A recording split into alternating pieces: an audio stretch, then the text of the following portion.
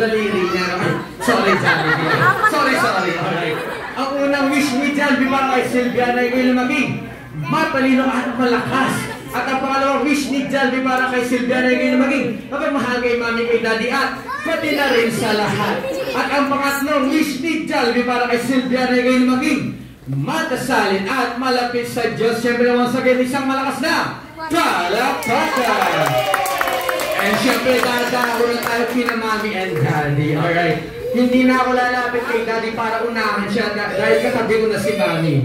Ayan, Mami. Ano pong wish natin para kay Baby Sylviana?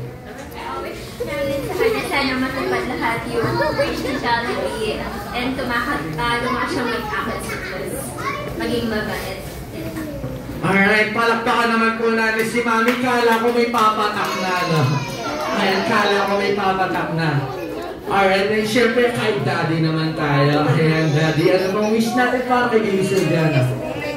Ang wish ko kay Baby Sylviana, sana yun nga, maging mabait ka, maging mapagmahal ka. Actually, itong event na to, hindi ko na-expect, pero binigay ni Lord. Thank you, Lord. At sa pumunta ulit, maraming salamat po sa inyo, sa time ninyo. At sa asawa ko naman po, isa lang masasabi ko sa kayo at isa lang ang pangarap ko sa iyo. Jollibee, pag-ihawak nga.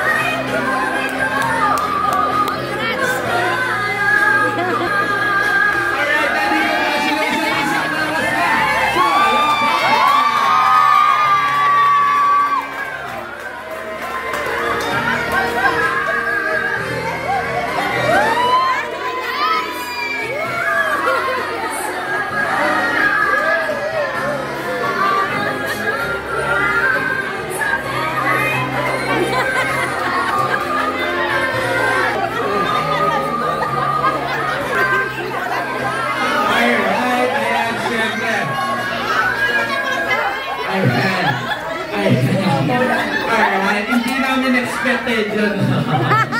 Alright, ayan, Mami. Yes po. Ano po gusto mong sabihin natin para kay Daddy? Speechless. Alright, and syempre everyone, ayan. Once again, isang malakas na palakpakan! Alright, Mommy and Daddy, congratulations! And syempre, ayan, sa lahat naman po na gustong magpapicture kay Jollibee, it's your time to shine na po